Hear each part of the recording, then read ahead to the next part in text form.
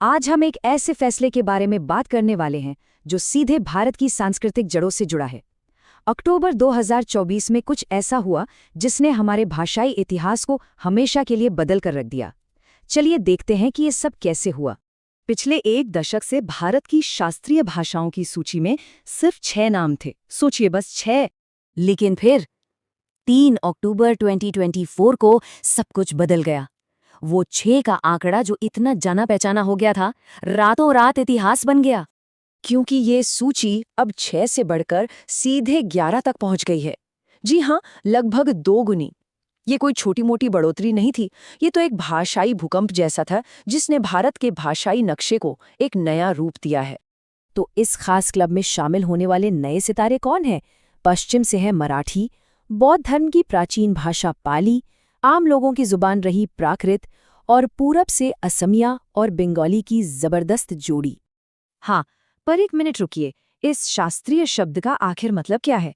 क्या ये सिर्फ एक फैंसी सा लेबल है या इसके पीछे कोई गहरा मतलब भी छुपा है? देखिए, ये कोई आसान चेकलिस्ट नहीं है।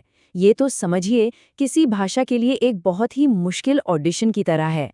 सबसे पहले उसे प्राचीन होना चाहिए, मतलब कम से कम 1500 से 2000 साल का लिखित इतिहास।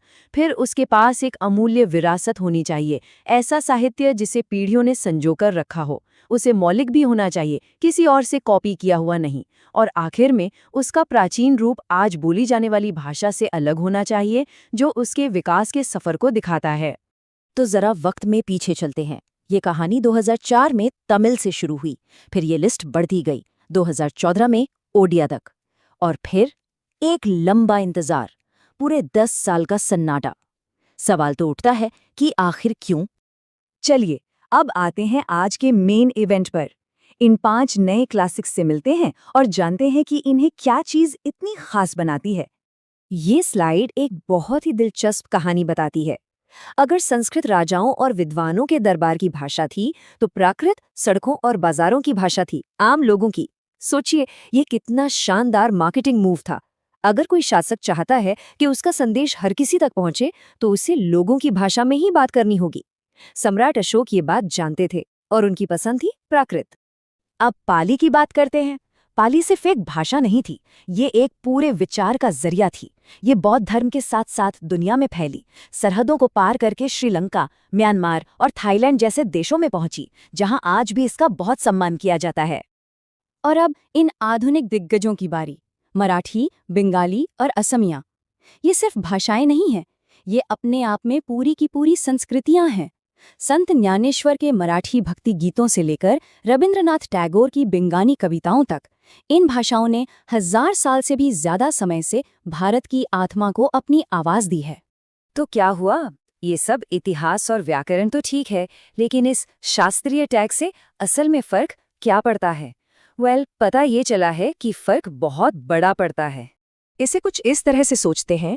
संविधान की 8वीं अनुसूची देश की संसद की तरह है, जहां देश का काम होता है, प्रशासन चलता है। वहीं शास्त्रीय भाषाओं की ये सूची एक म्यूजियम के हॉल ऑफ फेम की तरह है, जहां हमारे सबसे अनमोल खजानों को संजो कर रखा जाता है। अब देखिए, सारे खजाने संसद का हिस्सा तो हैं, लेकिन हर सदस्य एक खजाना नहीं होता। तो इस वीआईपी क्लब में शामिल होने के फायदे क्या हैं? समझिए कि ये उस भाषा के लिए एक तरह का वीआईपी ट्रीटमेंट है। अंतर्राष्ट्रीय पुरस्कार, विश्वविद्यालयों में समर्पित रिसर्च सेंटर, ये एकेडमिक दुनिया का रेड कारपेट है, समझिए। लेकिन बात सिर्फ पैसों और नौकरियों तक ही सीमित नहीं है, ये हमारी पहचान से जुड़ी है।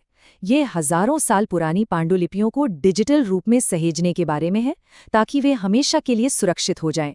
और सबसे महत्वपूर्ण, ये हमारी ज्ञान परंपराओं को फिर से जगाने और ये कहने के बारे में है कि ये हम हैं, ये हमारी विरासत है और हमें इस पर गर्व है।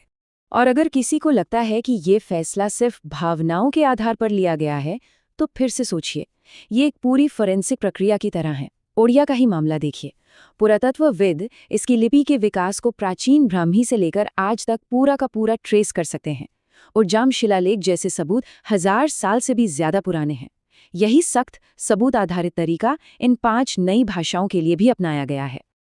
तो अब जब सभी टुकड़े अपनी अपनी जगह पर हैं, तो चलिए एक कदम पीछे हटते हैं और इस पूरी खूबसूरत तस्वीर को देखते हैं। भारत की शास्त्रीय भाषाओं का शानदार परिवार जो अब 11 सदस्यों का हो गया है।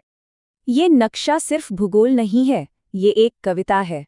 दक्षिण में तमिल की प्राचीन गूंज से लेकर पूरब में असमिया की जीवंत लय तक ये 11 भाषाएं मिलकर भारत की असली कहानी सुनाती हैं।